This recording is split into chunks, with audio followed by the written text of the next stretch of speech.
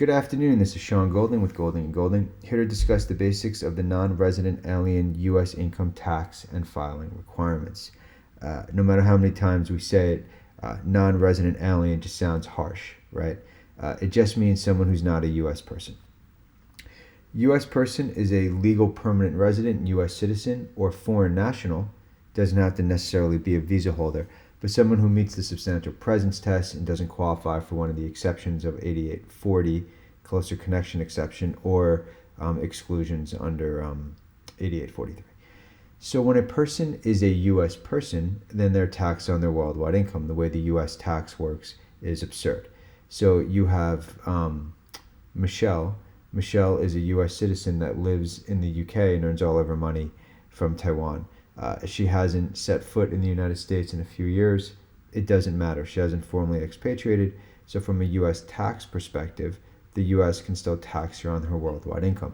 Sure, she may qualify for the foreign earned income exclusion. She may qualify for the housing exclusion. She may have some foreign tax credits to offset the income, but the baseline perspective is that she's a U.S. citizen, so she's taxed on her worldwide income.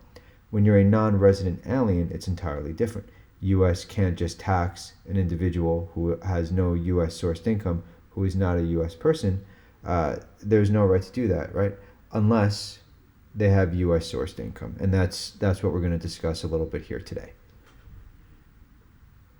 So let's say a non-resident alien, they have no U.S. ties, but they have investments in the U.S. This is, if it's considered U.S. sourced income, and the IRS sourcing rules are super important. We have a whole another section of our website kind of dedicated to that, because when someone is a non-resident alien, whether or not the income is considered U.S. sourced or foreign sourced will help determine whether or not it's taxable in the U.S. If there is U.S. sourced income, it's normally broken down into two different categories, main categories. FDAP, fixed determined annual periodical, it's most of your investment income, or ECI, effectively connected income. You may have a business that you're operating in the U.S. absent any treaty permanent establishment rules. Typically what happens is FDAP, the withholding is 30% unless treaty rules apply. ECI, the individual is taxed at the progressive tax rate. So depending on the type of income they have, and the sourcing rules will help determine whether or not they have any U.S. sourced income and whether the non-resident alien can be taxed. If they have to, they may have to file a Form 1040-NR in order to claim any refund for any overtax. Maybe there was a withholding of 30%, let's say, on some dividend income, but at the end of the day, based on the treaty in the country they reside, that withholding was reduced to 15%, and the ultimate tax liability should only be 15%. Let me jump in and make one clarification. With FDAP, there's an automatic withholding of 30%. Now, depending on the treaty, there may be a reduction in the withholding and a reduction in the tax liability, and at the end of the day, once you factor in the withholding and the tax liability under the treaty, it's a significant reduction in the amount of tax that the foreign person may owe. Now, instead of filing a W-9, they'd file a W-8-BEN, and in accordance with the W-8-BEN, based on the treaty, the withholding may be reduced anyway. But at the end of the day, the non-resident alien will file something in order to get the withholding and the ultimate tax liability reduced. The most important aspect of this is to determine whether or not your income is U.S. sourced, right? Depending on the type of income and the category of income will determine whether or not it's sourced in the U.S. Let me give you some examples. So people may have real estate income, interest income, dividends, insurance, capital gains. You know, whether it's capital gains generated from real estate, whether it's capital gains generated from a U.S. company versus a non-U.S. company. There's a lot that goes into whether or not it's going to be considered U.S. sourced income.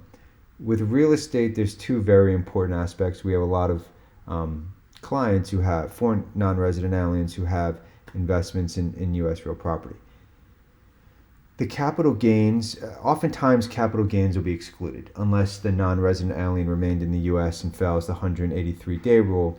That's a different rule than the substantial presence test, 183-day test. But if a person is considered a non-resident alien and they have U.S. real property, rental income, unless the non-resident alien makes an election for it to be treated as ECI, it's FDAP, which means it's withheld to 30%, which means the renter, who may or may not be paying rent anyway, is now supposed to take a big chunk of that rent and divert it over to the IRS. So it generally behooves the non-resident alien to make an election, get a certificate so that they can qualify for ECI, and then take all the deductions that they can take for FDAP.